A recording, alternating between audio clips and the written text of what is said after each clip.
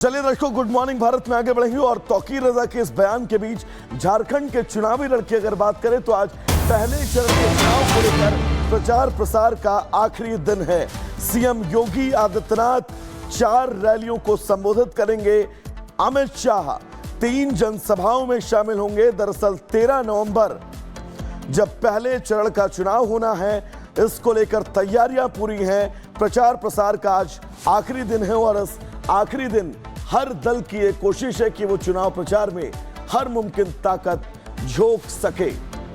तो बड़ी खबर इस बीच आपको बता दें, आज पहले चरण के प्रचार का आखिरी दिन 13 नवंबर को पहले चरण का चुनाव झारखंड में होना है।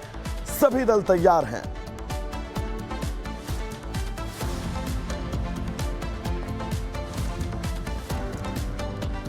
तो चलिए अब बात अमेरिका के टस्कैकी विश्वविद्यालय की करेंगे, जहां पर गोलीबारी से हड़कंप मच गया। ये बड़ी खबर अमेरिका से हम आपको बता दें, जहां पर अमेरिका के टस्केगी विश्वविद्यालय में गोलीबारी की घटना सामने आई है। अंधाधुंध गोलीबारी के कारण चारों तरफ अफरा तफरी का माहौल।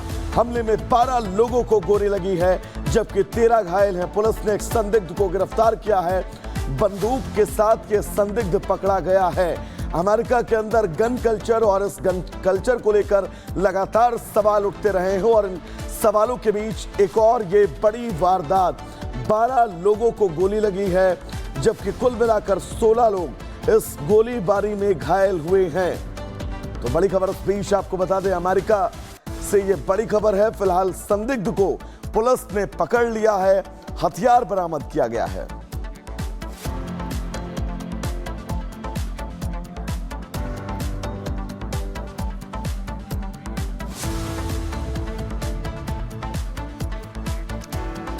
तो चलिए दर्शकों, अब आगे बढ़ेंगे और बात घाटी में चुनावों के बीच जो स्थितियां अब इस वक्त बनी हुई हैं, उन स्थितियों से समझना होगा, क्योंकि लगातार आतंकी हमले के बीच सेना हर मुमकिन कोशिश कर रही है कि आतंकियों को वो लगातार चुन चुन कर जवाब दे और ये घटनाक्रम लगातार जारी है। रिपोर्ट आपको दिखाते हैं।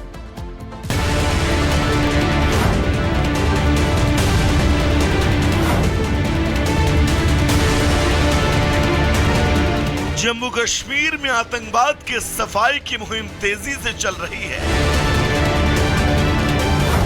घाटी के चप्पे चप्पे पर हिंद की सेना अपना काम बखूबी अंजाम दे रही है, ताकि आतंकी कभी भी अपने घिनौने मकसद में कामयाब न हो पाए।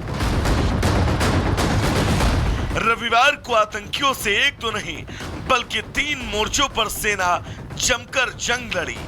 इस जंग में एक जवान शहीद हुआ, जबकि एक आतंकी को मार गिराया गया। जम्मू कश्मीर के किश्तवाड़ में सुदूर जंगल में आतंकवादी छिपे हुए थे, लेकिन इस मुठभेड़ में नायब सूबेदार राकेश कुमार शहीद हो गए, जबकि 4 पैरा सैनिक घायल हुए। सेना ने आतंकी संगठन जैश-ए-मोहम्मद के 3 से 4 केशवान के जंगल में घिरे हैं। ये वही आतंकी हैं जिन्होंने 7 नवंबर को 2 वीडीजी सदस्यों की हत्या की थी। किश्तवाड़ में सुरक्षा बलों और आतंकियों के बीच मुठभेड़ लगातार जारी है। 3 से 4 जैश के आतंकी जो हैं वो केशवान के ऊपरी इलाकों में सुरक्षा बलों के द्वारा घेरे गए हैं, जिसके बाद ये ऑपरेशन लगातार जारी है। इस ऑपरेशन में भारतीय सेना के नायब सूबेदार जो हैं उन्होंने शहादत हासिल की है। 2 पैरा के नायब सूबेदार राकेश कुमार जो हैं वो आतंकियों से लड़ते हुए शहीद हुए। इससे पहले शनिवार की रात सोपोर में सुरक्षा बलों और आतंकियों के बीच मुठभेड़ हुई थी। इसमें सुरक्षा बलों ने एक दहशतगर्द को मार गिराया था। कश्मीर जोन पुलिस ने मुठभेड़ की जानकारी देते हुए कहा था कि बारामूला के सोपोर इलाके में आतंकवादियों की मौजूदगी के बारे में एक विशेष इनपुट मिला था। इस पर एक्शन लिया गया।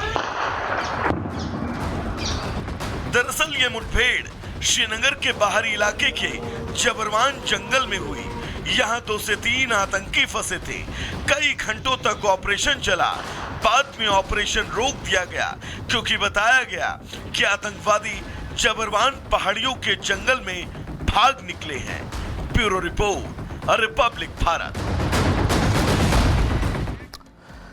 तो चलिए दर्शकों आगे बढ़ेंगे और गुड मॉर्निंग भारत में बात बिहार के बरौनी की करेंगे। दरअसल बिहार के बरौनी में लोको पायलट की मौत की वो तस्वीर आपने देखी होगी, वो तस्वीर रूह कपा देने वाली थी। लेकिन इन तस्वीरों के बीच कांग्रेस ने इन तस्वीरों का जिम्मेदार सीधा प्रधानमंत्री नरेंद्र मोदी को ठहराया, जिसके बाद बीजेपी ने भी जमकर कांग्रेस पर पलटवार किया है। रिपोर्ट आपको दिखाते हैं।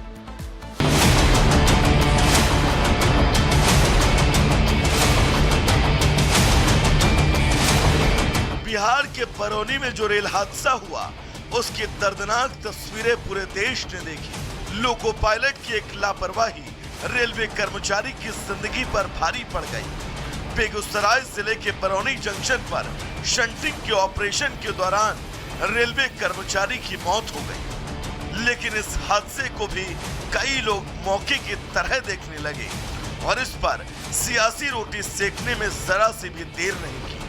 और इस लाइन में सबसे आगे थे विपक्ष का चेहरा बने राहुल गांधी। उन्होंने लोको पायलट के इस लापरवाही के लिए पीएम मोदी को जिम्मेदार ठहरा दिया। अपने ट्वीट में राहुल ने इस घटना को लेकर पीएम मोदी को जिम्मेदार ठहराने के चक्कर में अडानी तक पहुंच गए। उन्होंने लिखा कि भारतीय रेल की लंबी लापरवाही, उपेक्षा और जानबूझकर की गई कम भर्तियों का परिणाम है। खैर, राहुल के आरोप लगाने के इस अजीबोगरीब तरीके पर करारा पलटवार बीजेपी ने किया। पार्टी के आईटी सेल के हेड अमित मालवीय ने इसे लेकर ट्वीट किया। उन्होंने कहा कि मृतक के सहकर्मी मोहम्मद सुलेमान की गलती और लापरवाही की वजह से कांटा वाला अमर कुमार की जान चली गई। अमित मालवीय ने ट्वीट में राहुल की आलोचना करते हुए मांग की कि वो पोस्ट को डिलीट करें और अमर कुमार के परिवार से माफी मांगे। अपने ट्वीट के साथ ही उन्होंने जांच की रिपोर्ट भी शेयर की है। बरौनी हादसे को लेकर भले ही रेल कर्मचारियों की सुरक्षा को लेकर सवाल खड़े हो रहे हैं, लेकिन इस पर सियासी बयानबाजी करना भी क्या सही है? खैर, जांच अभी जारी है और आने वाले समय में पता चल जाएगा कि आखिर गलती किसकी है। Bureau report, Republic Bharat. दर्शकों, दिल्ली इस वक्त गैंगवार की चपेट में है। अगर हम ऐसा कह रहे हैं तो शायद गलत इसलिए नहीं है क्योंकि दिल्ली के अंदर बीते 10 दिनों के अंदर जो वारदातें सामने आई हैं वो वारदातें ये बताने के लिए काफी हैं कि दिल्ली के अंदर उस वक्त हालात और स्थितियां कैसी हैं। फिलहाल दिल्ली पुलिस के लिए अब ये एक बड़ी चुनौती बन गई है कि इन तमाम तरह के गैंगवारों को रोकना। रिपोर्ट आपको दिखाते हैं।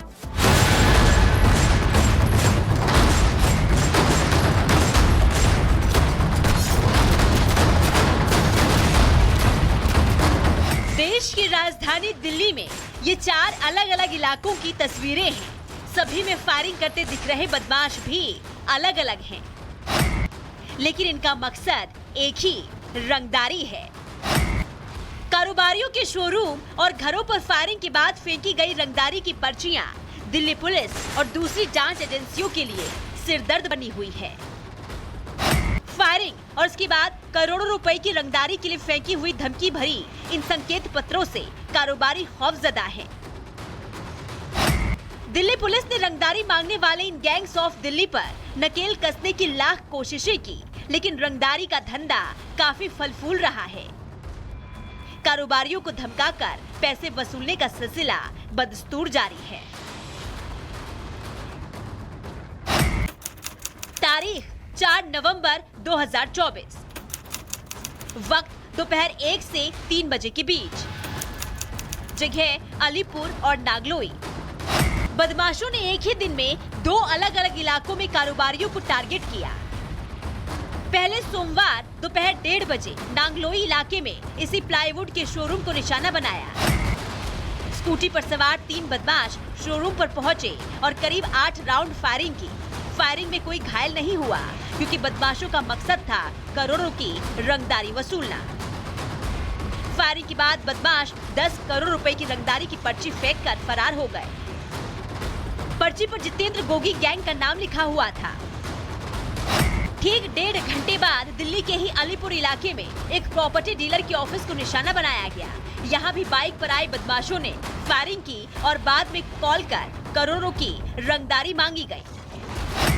नांगलोई और अलीपुर में हुई फायरिंग की जांच करते हुए दिल्ली पुलिस की क्राइम ब्रांच ने एक नाबालिग समेत 2 शूटर्स को पकड़ लिया। बदमाशों से पूछताछ में खुलासा हुआ कि ये सभी गोगी गैंग के गुर्गे हैं और रंगदारी की प्लानिंग के तहत नांगलोई और अलीपुर में फायरिंग की थी। साथ ही इन शूटर्स ने खुलासा किया कि ये कुख्यात गैंगस्टर योगेश उर्फ टूंडा और मोंटी मान के साथ साथ उनके सहयोगी राम निवास उर्फ मोगली के आदेश पर काम कर रहे थे। Bureau report, Republic Bharat. तो दर्शकों, जैसे